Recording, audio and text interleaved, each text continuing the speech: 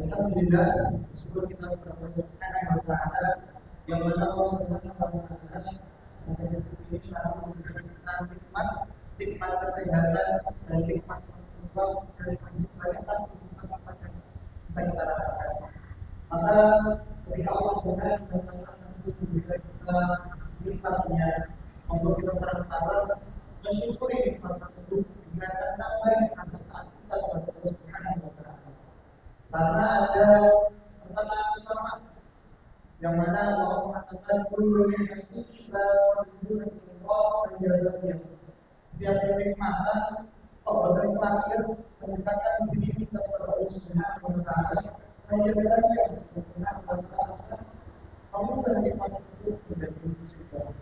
Maka Allah menyebutkan kalimat syukur alhamdulillah wa ta'ala. Salawat dan salam senantiasa kita ucapkan pada Nabi kita Muhammad sallallahu alaihi wasallam. Para jemaah sekalian, yang Subhanahu wa Ta'ala. Saya di sini selaku pembawa acara pengajian samaran pada malam hari ini. Sebelumnya dengan kami membacakan susunan acara pada malam hari ini. Yang pertama pembukaan, yang kedua acara inti, yang ketiga lain-lain tempat penutup. Untuk mengisikan waktu, memasukkan ayat pertama, yaitu pembukaan kita bersama mengucapkan basmalah. Bismillahirrahmanirrahim. Acara selanjutnya kita sudah kunci yang akan diisi oleh beliau Ustaz Berki Syahid yang menjadi kepada beliau kami persilakan. Assalamualaikum warahmatullahi wabarakatuh. Alhamdulillahirabbil alamin. Alladzi anzalal Qur'ana hudan linnas wa bayyinatin minal huda wal furqan. Anzalahu rahmatan lil mu'minin wa shifaa'an lima fis sudur. Allahumma shalli wa sallim ala sayyidil anbiya'i wal mursalin nabiyyina wa maulana Muhammad wa ala alihi wa ashabihi ajmain. Amma ba'du. Qala ta'ala ya ayyuhalladzina amanu ittaqullaha haqqa tuqatih wa la tamutunna illa wa antum muslimun. Wa qala Rasulullah may yuridillahu bihi khairan yufaqihu biddin. Shadaqallahul azim wa shadaqa rasulul karim. Musallin musalliyat, muslimin muslimat, jamaah majelis yang dimuliakan Allah Subhanahu wa Ta'ala. Alhamdulillahirabbil alamin. Bersyukur kita kepada Allah sore ini atas ridha dan rahmatnya kita dapat menunaikan ibadah sholat maghrib dengan berjamaah. Semoga sholat kita, zikir dan doa-doa kita diterima oleh Allah Subhanahu wa Ta'ala. Amin ya rabbal alamin. Salawat dan salam semoga selalu tercurah kepada Nabi Allah Muhammad sallallahu alaihi wasallam, bagi keluarganya, para sahabat dan pengikutnya, dan umatnya yang setia mengamalkan dan mencintai sunnah-sunnahnya. Jamaah yang dimuliakan Allah, sore ini tema yang kami angkat adalah 7 azimah surah Al-Muzammil ayat 1 sampai dengan ayat 10. Jamaah yang dimuliakan Allah Subhanahu wa Ta'ala, dalam tinjauan sirah nubuwah berdasarkan tafsir al-hadis bahwa surah Al-Muzammil itu diturunkan oleh Allah Subhanahu wa Ta'ala setelah Allah menurunkan Quran surah Al-Alaq 1 sampai 5, setelah Allah menurunkan Quran surah Al-Qalam, baru kemudian Allah menurunkan Quran surah Al-Muzammil ayat 1 sampai 10. Dan surah Al-Muzammil ini diturunkan pula oleh Allah Subhanahu wa taala sebelum turunnya Quran surah Al-Mudaththir. Kita tahu bahwa surah Al-Mudaththir itu adalah perintah Allah kepada Rasulullah Muhammad sallallahu alaihi wasallam untuk segera tampil ke gelanggang, tampil ke tengah-tengah publik masyarakat Arab untuk menyampaikan dakwah. Ada hikmah besar di sini. Allah Subhanahu wa taala sebelum menurunkan surah Al-Mudaththir perintah kepada Rasulullah untuk tampil ke gelanggang menyampaikan dakwah Islam, maka Allah turunkan Quran surah Al-Muzammil.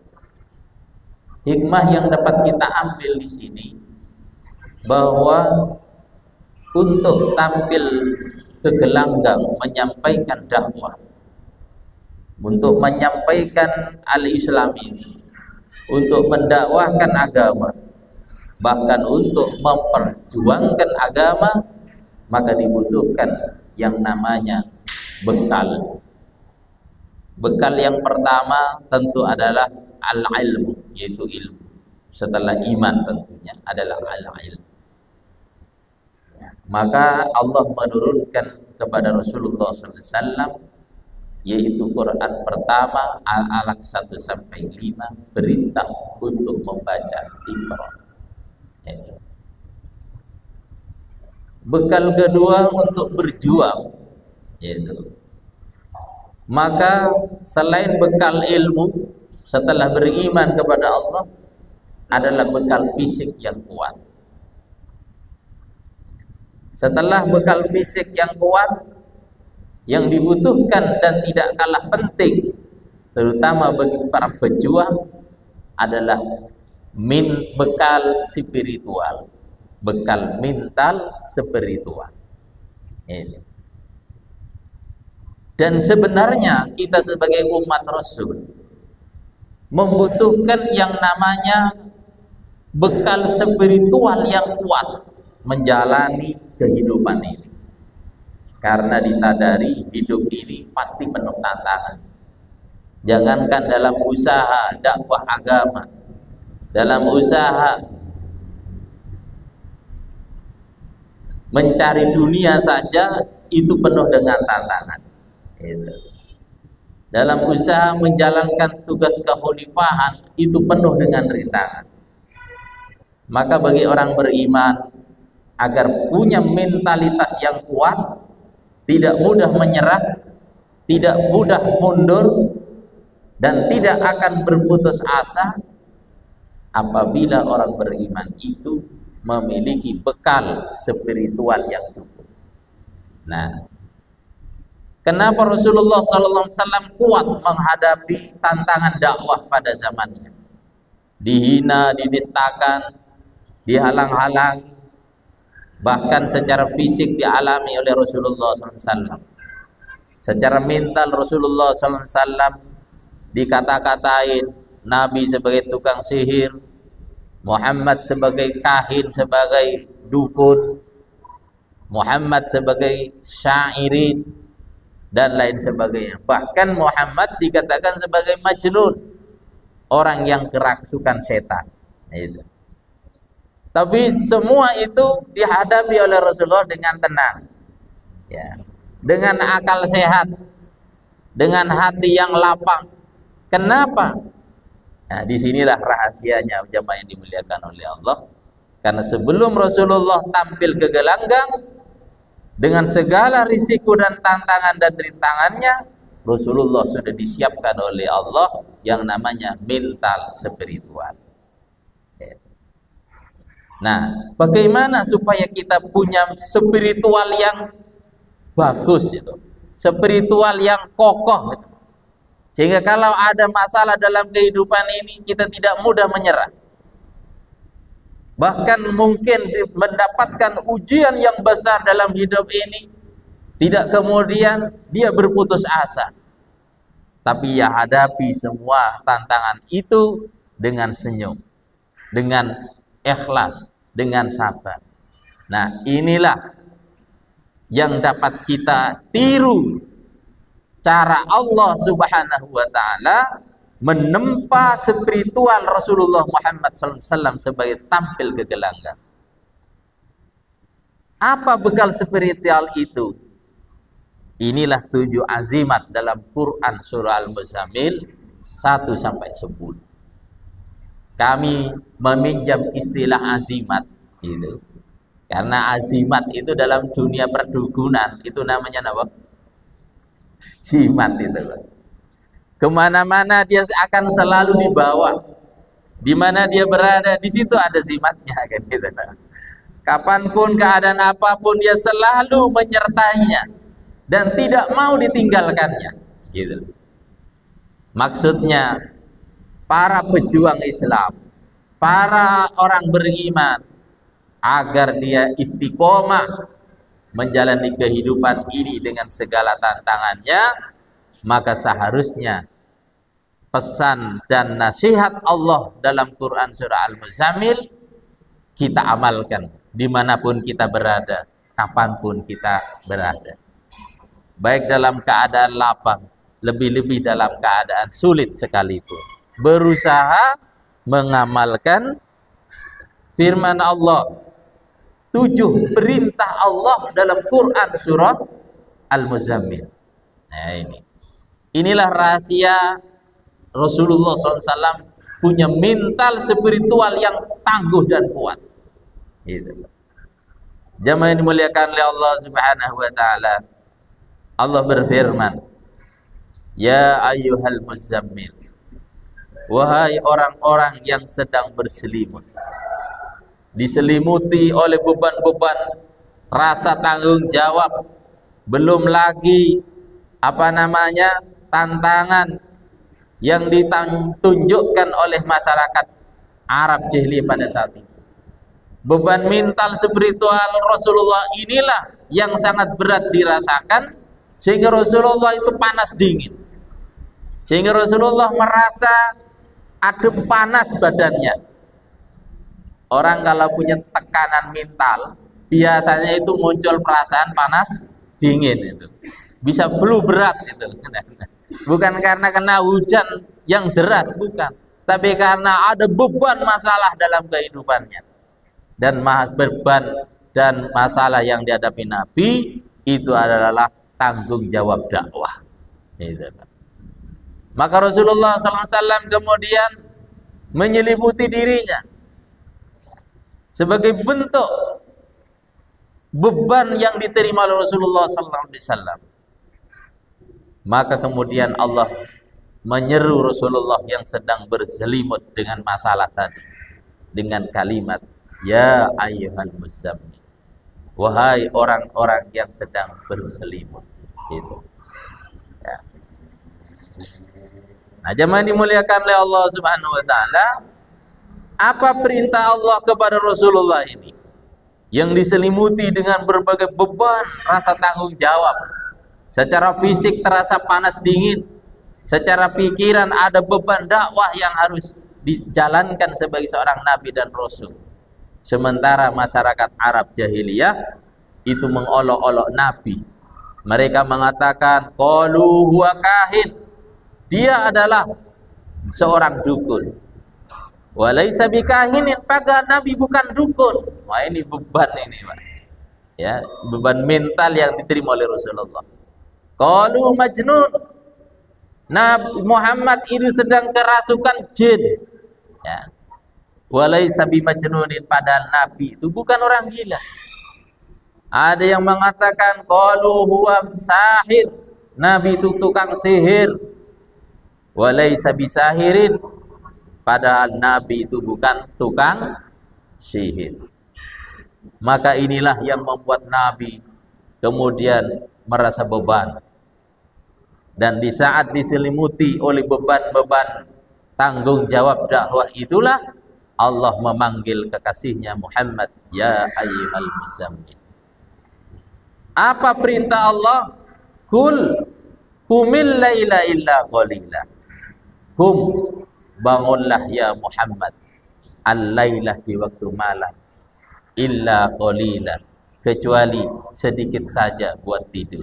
Nah ini. Jadi zaman ilmukan oleh Allah Subhanahu wa taala, ini perintah pertama kepada Rasulullah. Jadi kalau orang ingin punya mental yang tangguh, gitu Pak, menghadapi masalah tanpa pantang menyerah, ternyata tidak cukup hanya menyiapkan fisik yang kuat, fisik yang sehat, tetapi yang dibutuhkan adalah mental yang kuat, spirit yang matang. Nah ini Pak, bagaimana membangun kematangan spiritual ini? Di antaranya adalah bangun malam Bapak dan Ibu. Bangun malam ya. Sebagaimana perintah Allah pertama kepada Rasulullah, ya Muhammad, bangunlah kamu di waktu malam ya. Nisfahu, separuh dari malam itu.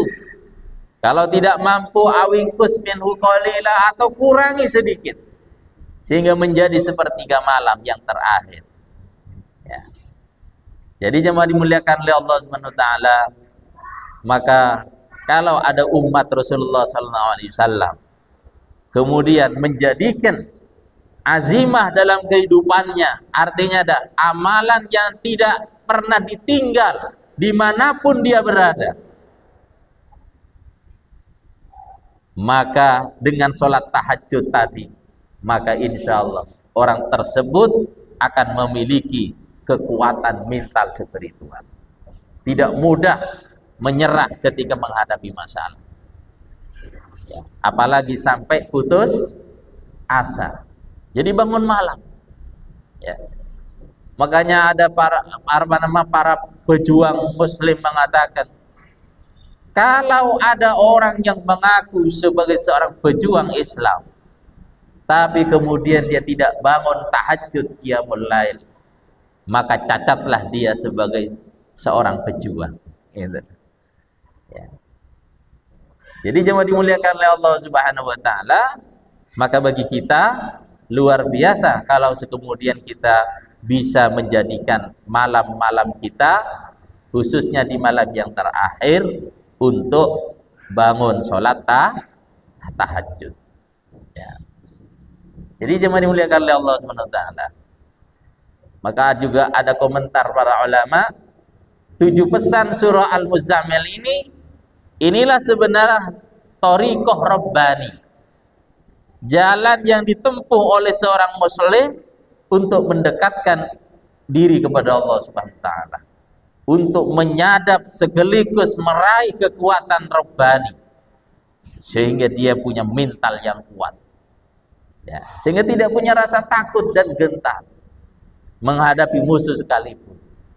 Karena apa? Kalau pejuang itu, kalau sudah mental spiritualnya itu kuat, bagus, maka ketika melihat musuh yang jumlahnya lebih besar sekalipun, Masya Allah, digambarkan oleh Allah dalam Quran surah Al-Ahzab, walamma ra'al mu'minun al-ahzab qalu hadha ma wa'adana Allah wa rasuluh wa sadaqallahu wa rasuluh wa ma zadahum illa imana wa taslima.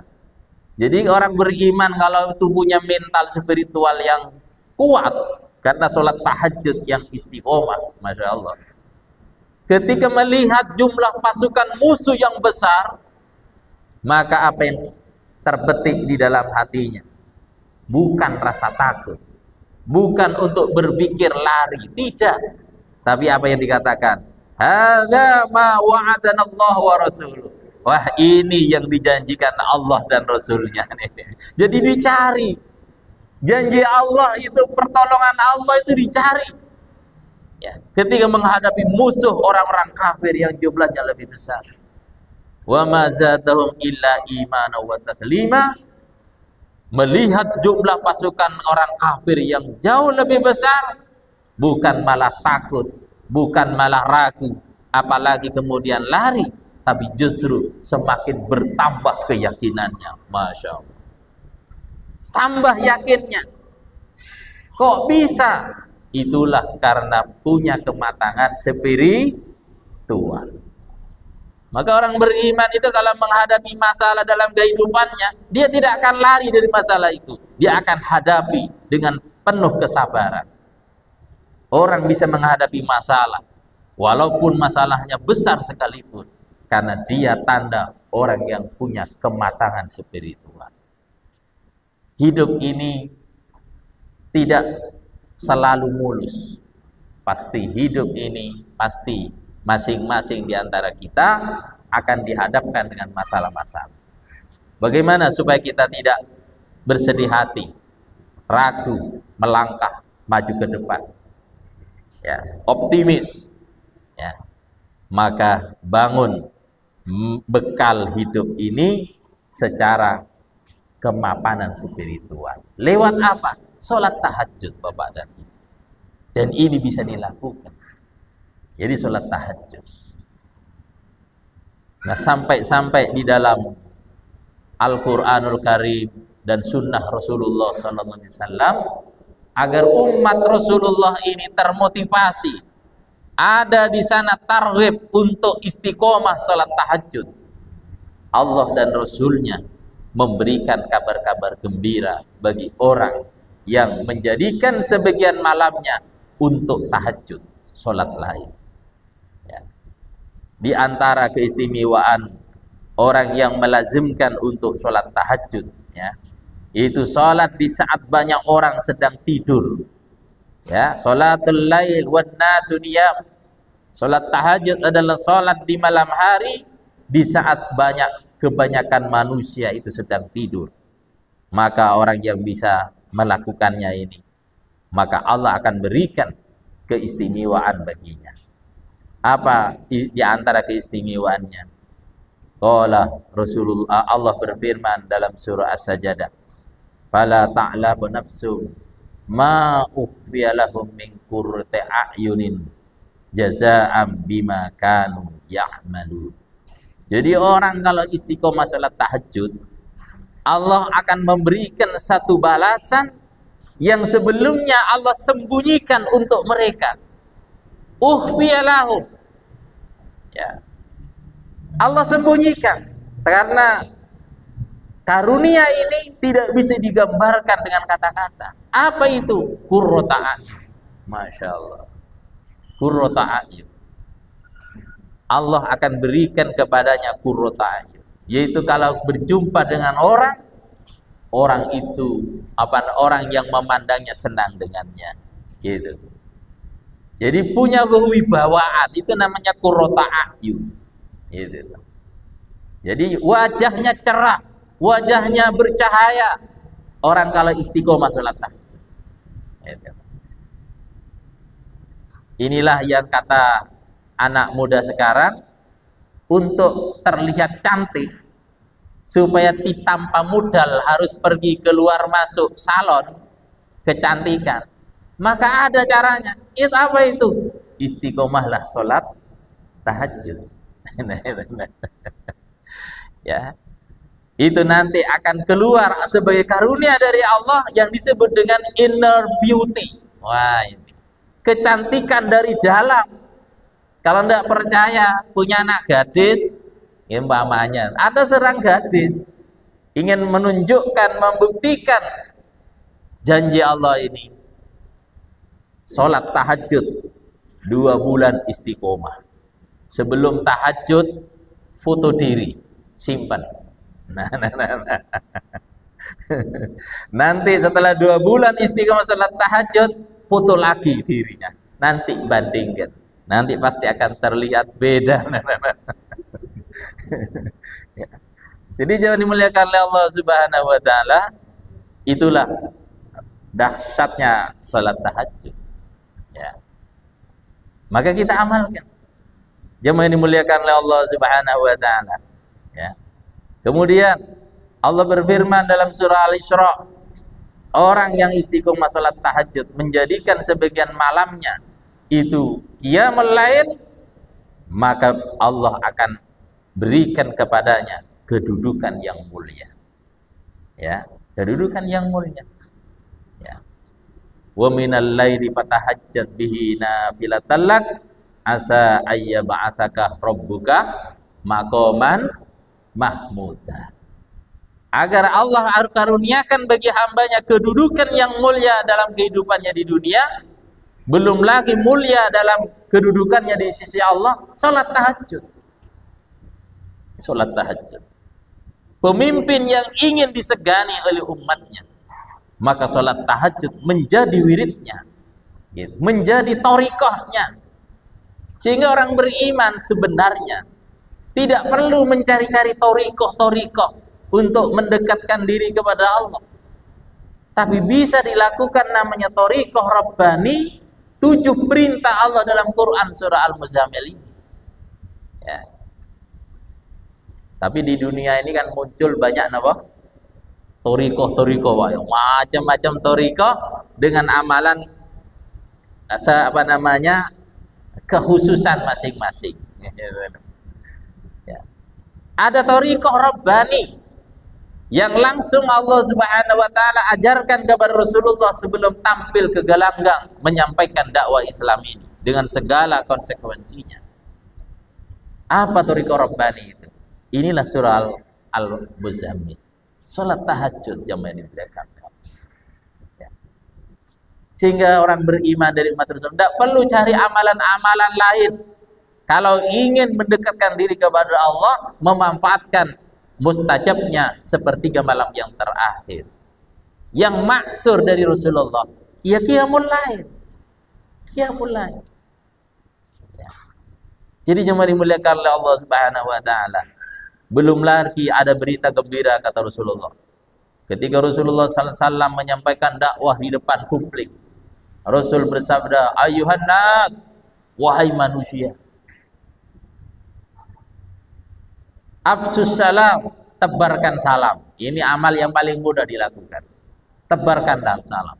Ketemu teman, assalamualaikum. Ketemu sahabat, assalamualaikum. Ya, kata Rasulullah. Sampai Abdullah bin Umar itu setiap pagi dia ke pasar ngajak sahabatnya. Ternyata sampai di pasar, kata Zubair, Abdullah bin Umar tidak melihat barang, tidak menawar barang, tidak duduk-duduk dengan pedagang, tapi ternyata tujuannya ke pasar. Setiap ketemu orang, Abdullah bin Umar hanya ingin mengucapkan salam, assalamualaikum. Setiap ketemu orang di pasar, assalamualaikum. Setelah itu pulang dia. Absus salam. Ya. Yang kedua adalah tut'imut ta'am, memberi makan. Nah, ini agak agak berkurang ini. Karena untuk bisa memberi makan harus punya modal. Nah, kalau salam tidak perlu modal. Tut'imut ta'am. Ya. Berikutnya lagi yang ketiga, lebih berat lagi. Wasallul arham. Sambung silaturahim. Dan yang paling berat ditaruh paling terakhir oleh Rasulullah sallallahu alaihi wasallam, wasallul laila wan nasu niyam. Salatlah kamu di waktu malam, di saat semua orang sedang tertidur. Nah, ini Pak. Apa pahalanya? Kata Nabi, tadkhulul jannata bisalam. Kamu akan masuk ke dalam surga dengan selamat. Masya Allah. Ya. Jadi pahalanya surga, Pak. Janji dari Rasulullah bagi orang yang mendawamkan sholat tahajud. Dan masih banyak jemaah dimuliakan oleh Allah Subhanahu wa taala tentang istimewanya umat Rasulullah yang menapak tilas Rasulullah SAW di dalam membangun kematangan spiritualnya, membangun kematangan rohaninya, gitu. Lewat apa? Melaksanakan 7 perintah Allah dalam surah Al-Muzammil. Yang pertama, qumil laila illa qalila, nisfahu awinqus minhu qalila, yaitu apa? Salat tahajud. Nah, itu. Kemudian Perintah kedua dalam Quran surah Al-Muzammil itu setelah perintah qiyamul lail, auzid alaihi warattilil Qur'ana tartila. Rattilil Qur'an. Perintah berikutnya untuk membangun kekuatan rohani seseorang, maka bacalah Al-Qur'an. Bacalah Quran. Dan membaca Quran di sini Allah tidak menggunakan pilihan kata Iqra'il Quran, tapi rattilil Quran. Artinya apa? Perintah di sini bacalah Quran dengan benar, dengan pelan, benar, penuh penghayatan. Itu namanya rattilil Qur'ana tartila. Maka tingkatan membaca itu dalam istilah bahasa Arab itu berbeda-beda, bermacam-macam. Ya. Kalau qoro'a, kalau membaca tanpa ada tajwidnya, tanpa ada dengongnya, tanpa ada jaharnya, izharnya, itu namanya qiraah. Qiraah. Seperti orang baca kitab, itu namanya qiraah. Ya. Orang belajar bahasa Arab qiraah. Kenapa? Ya baca saja tanpa memperhatikan tajwid. Itu qiraah namanya. Ya.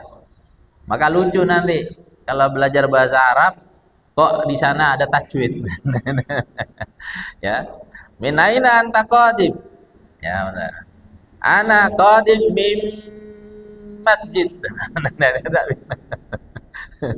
Ya. Jadi tanpa ada dengung. Nah, itu nama qiraah. Orang kalau baca Quran kok tanpa ada tajwid di sana, itu namanya qiraah. Ya. Itu bacaan yang paling rendah. Gitu. Di atasnya lagi, ya, itu namanya tilawah. Membaca Quran lengkap dengan ketentuan tajwidnya, panjang pendeknya, dengung tidaknya, itu namanya tilawah. Ya. Di atasnya lagi itu namanya rattala yurattilu tartilan. Nah, itu lebih lagi, Pak. Jadi membaca dengan pelan, benar tajwidnya, di situ ada penuh penghayatan. Itu namanya apa? Tartil. Gitu, Pak. Jadi untuk mendapatkan efek rohani yang kuat ketika kita berinteraksi dengan baca Quran, maka kita harus tadabbur Quran, membaca dengan pelan, penuh penghayatan terhadap makna-makna yang dikandungnya. Jadi jemaah dimuliakan oleh Allah Subhanahu wa taala. Ini mana perintah Allah menggunakan pilihan warattilil Qur'ana tartila. Tartil, di atasnya tilawah. Di atasnya tilawah. Waduh Ustaz, kita susah kalau tidak ada Ustaz. Nah, yang membimbing, alhamdulillah sekarang sudah banyak Quran terjemahan bisa dipakai. Ya. Ya, ada target tilawah 1 juz, nanti ada target tartil. Ya, yaitu apa? Memahami dengan maknanya. Mungkin 5 ayat, mungkin 2 ayat istiqomah. Inilah yang akan membawa kepada asar spiritual kita. Ya. Jadi jangan dimuliakan oleh Allah SWT. Tingkatan yang tinggi interaksi dengan Quran, di atasnya tartila itu apa? Dirosah. Dirosah. Ya. Itu tingkatan paling tinggi. Karena apa? Dia membaca Quran, benar bacaannya, ada tajwid di sana, ada tafahum dan tafakkur di sana terhadap makna-maknanya, dan dikaji Quran dari disiplin ilmunya, dari segi tafsirnya, dari segi asbab nuzulnya, ya, dari segi istinbat hukumnya, itu namanya dirosah itu. Ya. Kegiatan ini disebut dengan tadarus.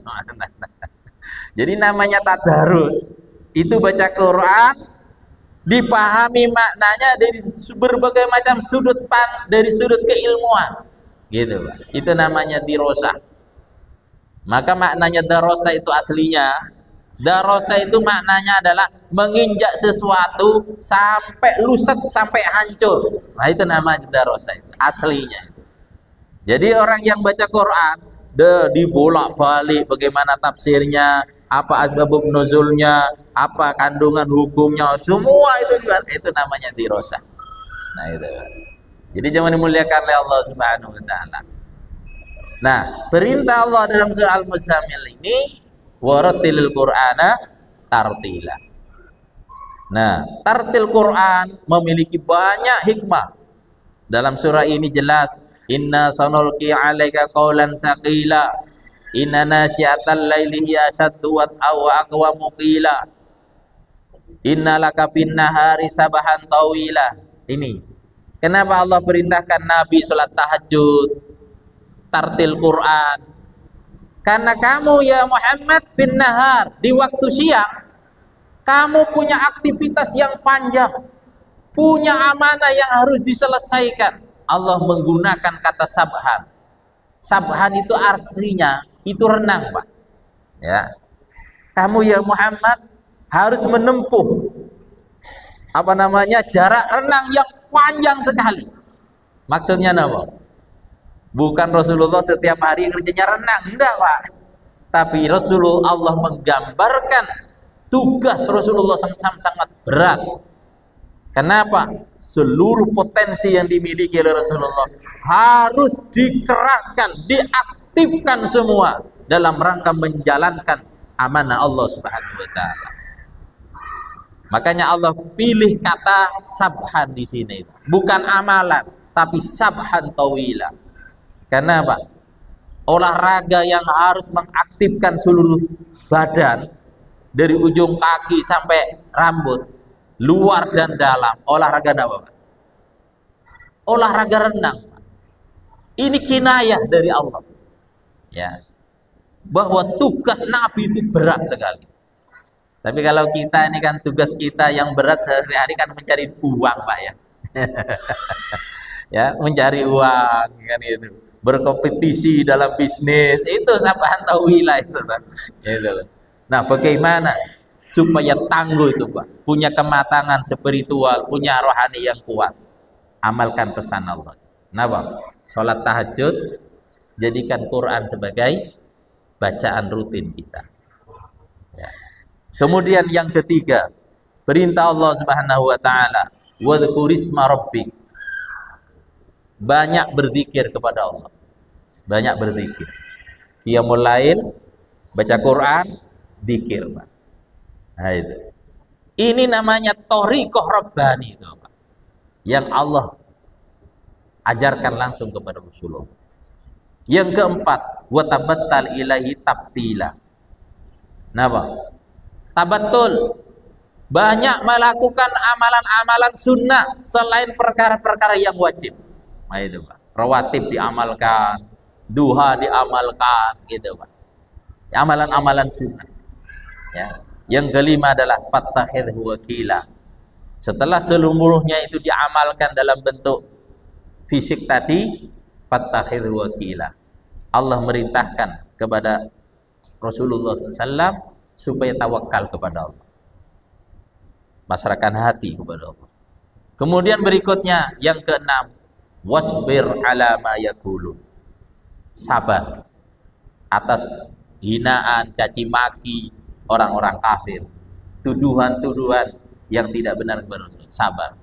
Dan yang terakhir dalam surah Al-Muzammil adalah wahjurhum hajaran jamilah. Hijrahlah dari mereka dengan cara yang benar. Kebiasaan buruk yang ada pada masyarakat jahiliyah hendaknya kamu jauhi ya Muhammad. Maka makna hijrah setelah Fathul Mekkah adalah al-hijratu al-muhajiru ma hajara mimma nahallah. Hijrah itu makna yang selalu update dalam generasi umat Rasulullah adalah hijrah dalam makna meninggalkan apa yang dilarang oleh Allah. Nah, jangan sampai seorang mujahid lah kok malah ikut-ikutan bermaksiat. Wah, itu jangan berharap Allah akan turunkan kemenangan. Jadi inilah 7 azimah dalam surah Al-Muzammil yang seharusnya bagi umat Rasulullah, lebih-lebih bagi para dai, bagi para pejuang Islam untuk menjaganya sebagai amalan kesehariannya. Demikian jamaah dimuliakan oleh Allah Subhanahu wa taala, apa yang dapat kami sampaikan dari kandungan 7 perintah Allah dalam surah Al-Muzammil, semoga kita diberi haul dan oleh Allah sehingga kita bisa menjalaninya. Amin ya rabbal alamin. Demikian, karena mengingat waktu sudah isya, kita dengarkan kumandang adzan isya.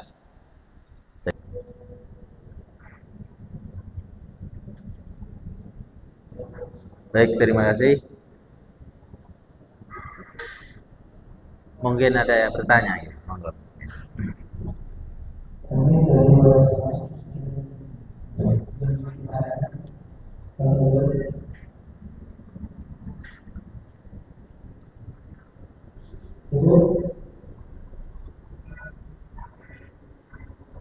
Tidak ada yang bertanya?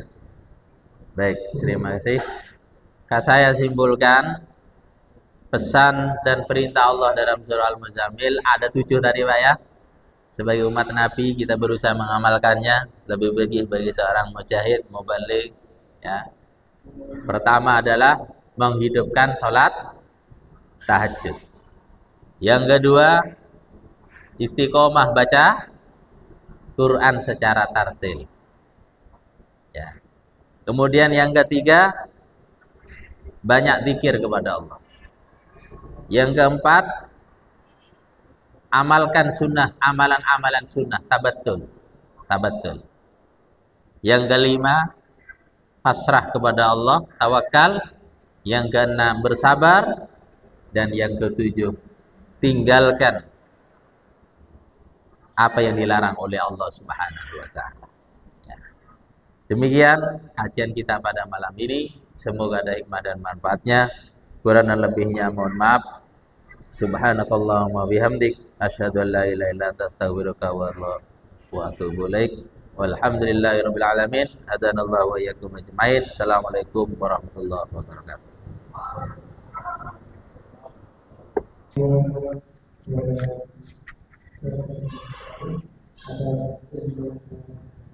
Atas